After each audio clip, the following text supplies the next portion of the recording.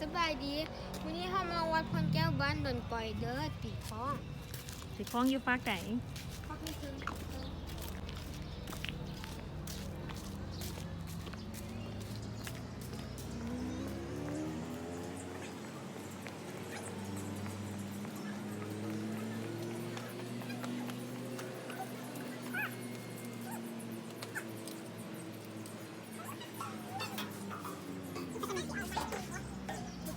ไปตี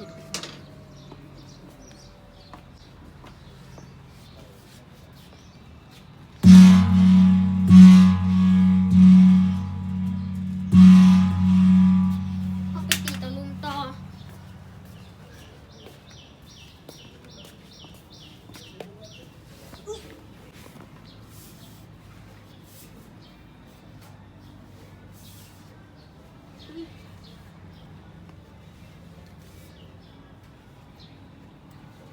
ลงได้ปะลูก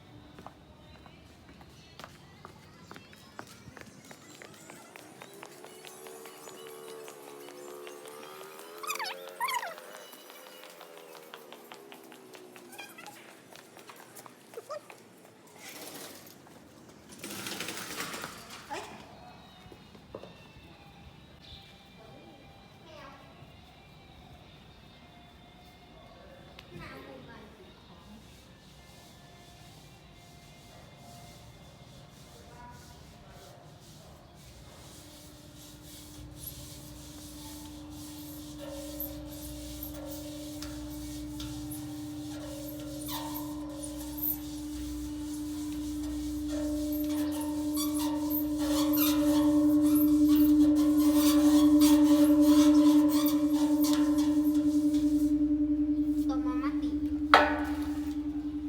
เฮ้ยตีคล้องจ้ะสาธุ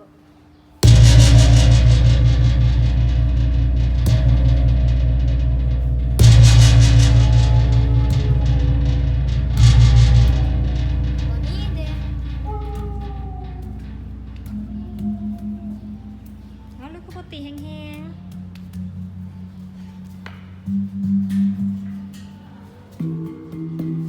สบายดีมื้อหน้าค่ะมาพบกันใหม่เด้อ บ๊ายบาย